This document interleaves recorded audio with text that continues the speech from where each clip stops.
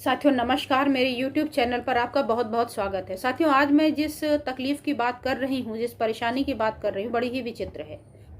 Problem क्या है कि कन्फ्यूज़न क्रिएट हो रहा है। हम अपने थॉट को वर्ड्स में नहीं बता पा रहे हैं, हमारा कहीं मन नहीं लग रहा है। तो क्या है ये समस्या? तो हालांकि ये कोई मेडिकल टर्म नहीं है, कोई डिजीज़ नहीं है, लेकिन सिंड्रोम है, क्योंकि कई चीज़ों में आप ये सिम्टम मोर और लेस देखते हैं। तो इस सिंड्रोम का, इस परेशानी का जो नाम है वो है ब्रेन फॉग, यानी मानसिक थकान। देखिए, थकान दो प्रकार की होती है। एक होती है हमारी फिजिकल थकान, जो शरीर से संबंधित होती, शारीरिक थकान, और दूसरी होती है मानसिक थकान। शारीरिक थकान होती है, जैसे मान लीजिए अभी कोविड का दौर चल रहा है, आपको कोविड हो गया। कोविड के पेशेंट इसमें नहीं आएंगे। क्यों नहीं आएंगे? उसका भी रीज़न है, क्योंकि उसका एक मेडिकल कंडीशन है कि अगर आपको हाई फीवर आता है, आपके शरीर के प्रोटीन ब्रेकडाउन होते हैं, आपका प्लेटलेट काउंट घट जाता है, जिसकी वजह से आपको ये तकलीफ़ें होती हैं। इसके अलावा आप इस दौरान खाना पीना प्रॉपर नहीं खा पाते हैं, इससे भी शरीर में कमजोरी आती है, तो वो इसके अंतर्गत नहीं आता। उन स्वस्थ व्यक्तियों में आता है जिनमें कोई बीमारी या कोई परेशानी नहीं है, फिर भी ये तकलीफ़ें उनको होती हैं। तो दूसरी एक समस्या मैंने बताई शारीरिक थकान, दूसरी होती मानसिक थकान। मानसिक थकान का मतलब है कि शरीर तो साथ दे रहा है, लेकिन मस्तिष्क आपका साथ नहीं दे रहा है। फॉर एग्जाम्पल, अभी अभी आप बैठे हैं और आप हंस रहे हैं, बात कर रहे हैं, लोगों से मजाक कर रहे हैं, बिल्कुल अच्छे मूड में हैं, फिजिकली मेंटली बिल्कुल फिट हैं। अचानक से कहीं कोई सैड न्यूज़ आ जाए, किसी के डेथ की, कोई नियर एंड डियर है उसके डेथ की खबर आ जाए, आपके चेहरे की वो स्माइल, आपकी हंसी कहाँ गायब हो गई? सोच कर देखिए। आपके हाथ से आपका फ़ोन गिर जाता है, आपके मुंह से आवाज़ निकलनी बंद हो जाती है, और आपकी भूख प्यास सब कुछ बंद हो जाता है। क्यों? आखिर क्या है इसका कारण? मानसिक। शारीरिक रूप से आपको कोई चोट नहीं लगी, आपके साथ ऐसी कुछ घटना नहीं हुई कि आपको अचानक ये सारी परेशानियां आए, लेकिन किसी बात ने आपके मस्तिष्क को आघात पहुंचाया, जिसकी वजह से ये हो गया। तो ये होती है मानसिक थकान। तो यह भी जो मैं आपको बताने जा रही हूँ, ये भी मानसिक थकान है, जिसमें व्यक्ति किसी भी चीज़ में फोकस नहीं कर पाता है, कंसंट्रेट नहीं कर पाता है। पढ़ाई लिखाई बहुत इम्पॉर्टेंट होते हुए भी उसके लिए वो वहाँ पर नहीं फोकस कर पाता, और दिन भर उससे चारों तरफ से बातें सुनने को मिलती हैं। इसके अलावा वो अपने थॉट्स को, अपने विचार को वर्ड्स में एक्सप्रेस भी नहीं कर पाते हैं, वहाँ भी उनको दिक्कत होती है। बोलना चाहते हैं लेकिन वो समझा नहीं पाते, बोल नहीं पाते। इसके अलावा मोबाइल, जिसका यूज़ सुबह से शाम तक आप कर रहे हैं, उसमें भी मन नहीं लगता है। अगर आप भी इस श्रेणी में आते हैं तो इस वीडियो को ज़रा ध्यान से देख लें और सुन लें कि कहीं आप भी इसी लाइन में तो नहीं हैं। फ़ोन उठाते हैं सुबह सुबह और शाम कर देते हैं, बल्कि रात कर देते हैं, बिस्तर पर लेटे हुए दिन भर मोबाइल यूज़ करना। लेकिन अगर आप शाम तक उनसे पूछें कि आपने कितने घंटे देखा और क्या देखा, कोई चीज़ कंप्लीट देखी, तो आपको आंसर मिलेगा ना। क्यों? क्योंकि इनएबिलिटी टू फोकस, उनमें क्लैरिटी नहीं है। फॉग का मतलब होता है धुंध, कोहरा। तो जैसे कोहरा, आंखों के सामने कोहरा दिख रहा हो तो चीज़ें क्लियर नहीं दिखती, तो वैसे यहाँ भी चूंकि ब्रेन में फॉगिंग है, तो चीज़ें क्लियर नहीं होती, समझ नहीं आती, तो मन नहीं लगता। तो आप YouTube से शुरू करते हैं, YouTube में वीडियो सेलेक्ट करते हैं, देखना शुरू करते हैं, जैसे कुछ मिनट चलती है फिर आप उसको हटा देते, फिर दूसरे पर फ्लिक करते हैं, फिर उसको देखते हैं, वो भी पसंद नहीं आया, फिर दूसरा बदला, फिर बदला, फिर बदला। इस तरीके से कई कई घंटे आपके सिलेक्शन में निकल जाते हैं। इसके बाद उसमें भी आप कंसंट्रेट नहीं हो पाते, तो सोचते हैं चलो थोड़ी देर व्हाट्सएप यूज़ कर लेते हैं। व्हाट्सएप चलाया, व्हाट्सएप में भी मन नहीं लगा, फिर वहाँ से आप फेसबुक में स्विच ओवर कर लेते हैं। इसके अलावा और कोई भी आपके पास अगर ऐसा सोशल मीडिया का कोई साधन है तो टेलीग्राम है, इंस्टाग्राम है, ट्विटर है, बहुत सारी ऐसी चीज़ें हैं, आप उसमें घूमते रहते हैं। घूमने फिरने के बाद फिर वही यूट्यूब पर आ जाते हैं, फिर पूरे दिन भर इसी में हम चक्कर काटते होते हैं। लेकिन अगर हम टोटल पूछें कि क्या देखा, तो हम नहीं देख पाते। बहुत ज़्यादा ठहरे, बहुत मनपसंद चीज़ है, 2 मिनट, 4 मिनट, 5 मिनट, लेकिन उसमें भी मन नहीं लगता है।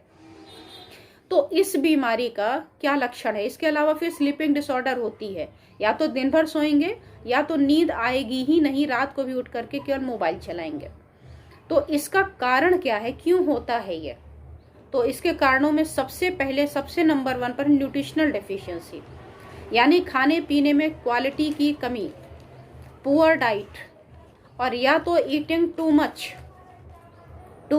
और टू ऑफन, एक बार में बहुत ज़्यादा खाना या थोड़ी थोड़ी देर में खाते रहना और हमेशा खाते रहना। स्ट्रेस इसकी एक रीज़न बन सकता है आपके लिए। स्ट्रेस के अलावा स्लीपिंग डिसऑर्डर, जैसा मैंने पहले ही बताया कि अगर आपको नींद बहुत ज़्यादा नहीं आ रही है तो ये सिम्टम भी है और इसका कारण भी है। इसके अलावा over growth of bacteria because of too much eating of sugar product. Bacterial growth अगर बहुत ज़्यादा हो जाए शुगरी प्रोडक्ट खाने की वजह से, तो भी ये समस्या आपको परेशान कर सकती है। इसके अलावा डिप्रेशन है, एंजाइटी है, थायराइड की अगर कोई परेशानी आपको है तो उसमें भी हो सकता है, क्रोनिक स्ट्रेस है तो भी ये समस्या हो सकती है। अब हम अगर इसके ट्रीटमेंट की बात करें तो इसका ट्रीटमेंट क्या होना चाहिए?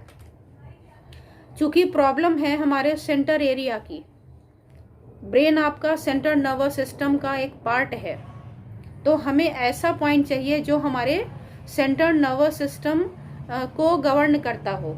इसमें एक पॉइंट है गवर्निंग वेसल का 13 नंबर, ये पॉइंट है आपके गवर्निंग वेसल का लो कनेक्टिंग पॉइंट, जो आपके यूरिनरी ब्लैडर से कनेक्ट होता है। इसके अलावा ये स्पाइन का भी मास्टर पॉइंट है, यानी स्पाइन को पूरा करेक्ट करता है, इसके शरीर के वात, पित्त और कफ को बैलेंस करता है। अब ये कफ से या पित्त से क्या मतलब है? अगर आपका कफ सामने आ गया, कार के शीशे में ऑयल आ गया तो आपको सामने नहीं दिखता है, तो ऐसे ही अगर आपके ब्रेन में फॉगिंग हो गई, कफ आ गया, तो भी ये चीज़ें आपको क्लियर नहीं होती हैं। तो ये वात, पित्त, कफ को बैलेंस करता है। इसके अलावा ये रुके हुए पसीना को या जो आपके बॉडी के पोर्स होते हैं उनको ओपन करके अंदर की रुकी हुई चीज़ों को निकालता है। अगर एनर्जी कम है, उसकी वजह से ये समस्याएं आ रही तो उसको भी ठीक करता है। हमेशा थका रहना, हर समय 24 घंटे आपको केवल ये फीलिंग आनी कि हमें केवल बिस्तर पे लेटना है, तो इन सारी चीज़ों के लिए ये बहुत ही इम्पॉर्टेंट पॉइंट है। अब इस इम्पॉर्टेंट पॉइंट के साथ आपको क्या करना चाहिए?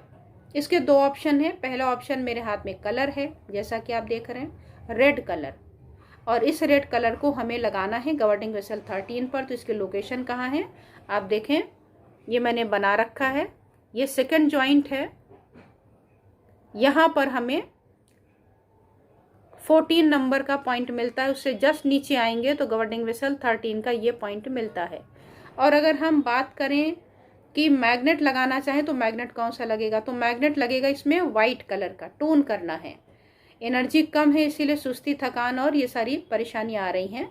तो मैग्नेट कोई सा भी आप जब लेते हैं तो देखिए इसके 2 पोल होते हैं, एक वाइट और दूसरा अगर मैं आपको दिखाऊं यहाँ पर लगा करके तो येलो।